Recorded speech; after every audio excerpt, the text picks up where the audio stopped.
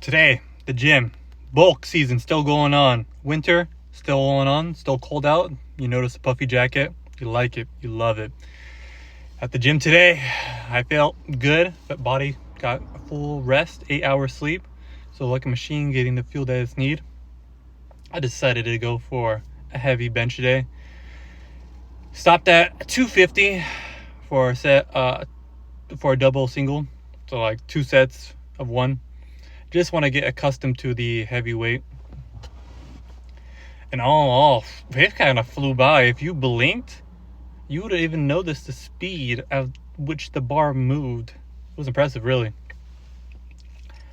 And besides that, I really focused on the hypertrophy workout, the high reps, sort of staying in between the 8 to 14 rep range, 15 being the max. So after the bench press, I really wanted to focus on building my bench press, getting through 15 at least. And what's the best accessory to do that? Dips. So I went on the dip machine, did about 170 for about 14 reps. Nothing too crazy. If you're having trouble and you're feeling shoulder pain while doing dips, my really only recommendation would be to not going all the way so far deep into the stretch. Just hit about almost 90 degrees. And then you're good to go. Anything further beyond that, it's more for working towards mobility, really. And if you want to have mobile shoulders and have indestructible tendons, I'd say go try to go as far as best you can without any sharp pain. If it's sharp pain, stop immediately. But if it's like a pain that feels good, like you're feeling the pump in your arms, and like Arnold said, you feel like coming, then do it. And after the dips, went on to some arms, some bicep curls on the cable machine. I use the easy bar curl just for a bit more easier on my wrist. I know I just talked about having indestructible shoulders, but my wrist, it kind of gets rough. So many delicate parts in there. It's like going to Santa's workshop, you're missing a little bolt. The toy will fall apart, just like my wrist. So I use the easy bar curl, just make it nice and simple. Hit 100 pounds.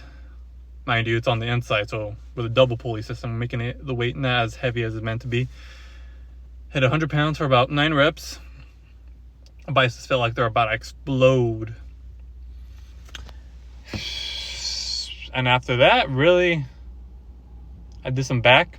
Horizontal row, so like the cable row. At about, I think 190, if I remember correctly. Again, 3 sets. For about 9.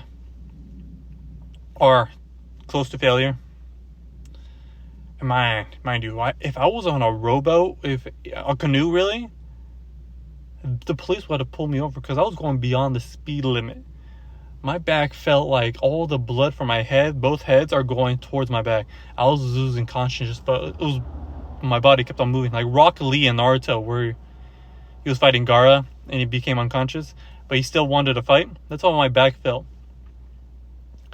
Everything went black, but I still continued to row. That's how much the pump kept me going.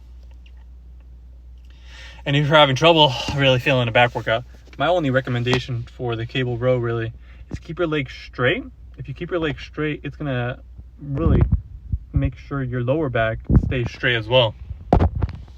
Thus allowing for minimal lower back pain. But don't be afraid to work out these flexors and extensors, because really, they're not as delicate as you might think.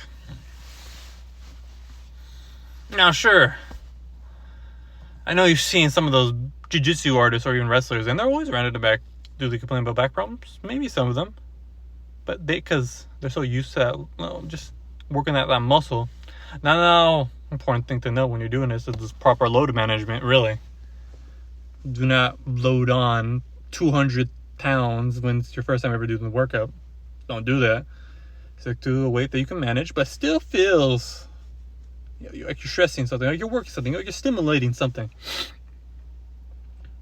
And after that, really, for myself, I just finished off some body weight push-ups, elevated push-ups. So I got like a little stool, one of those power stools, put my feet up there, just to make it a little bit harder. I would get one of those pads that are bigger. I don't know what you call them. The plyo boxes. Get some of the plyo boxes, because no one uses at the gym besides the want to be CrossFitters or even the basketball players. Or just old folk trying to stay mobile. Put those on 2 separate apart. And put the box that you're putting your feet on a little, where you're going to do your push-up position. And just get it pushing. Now, if you want to make it harder, personally, it's going to be a little weird. This technique is going to be a little weird.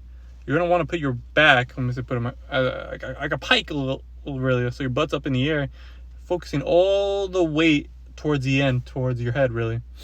And that right there is going to explode both your triceps and your chest if you're focusing, if you divert the attention to a certain spot.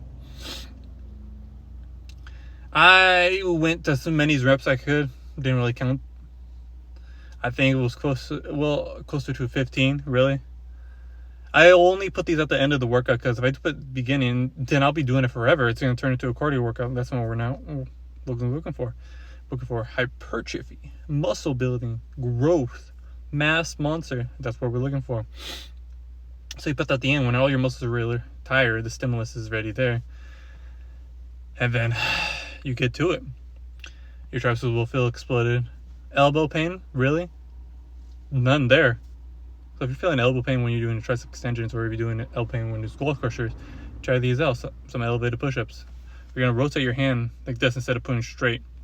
Rotate it a little counterclockwise for your left hand and clockwise for your right hand. And just get to it, really. Try to keep your arms a little closer to yourself. Keep them a little tucked if you want triceps, a little elevated if you want chest. Just like any chest pressing movement. You'll feel astonishable. Got my 15 minutes of cardio. High intensity cardio, mind you. I'm not walking on a treadmill on level setting 3. Now we're going high intensity because I don't want to be doing cardio all day. No. So I'll do my jump roping for about 15 minutes. Because it'll throw back to my little boxer days when I'm doing a little speed roping, a little double jump. I look at dancing a little bit. Well, the thing that sucks about jump roping, though, being 6'3", is that you have to be careful hitting the lights. Since the lights, for some reason, hang so low. Because I remember one time I remember hitting the lights and everything shattered. I was at the gym front desk. Of course, they were super cool with it. This is way back when, my first gym. And, just got to be careful when you're tall. But now that's out of the way, I'm going to get some food, get some grubbing in. Gonna probably get my protein shake first, 2 scoops. Don't be afraid of scooping it. 50 grams of protein, don't be afraid of it. Especially when you're 200 pounds. How are you going to get your protein in if you're doing 1 scooping a day? Nah, not possible. So, 2 scooping the protein shake.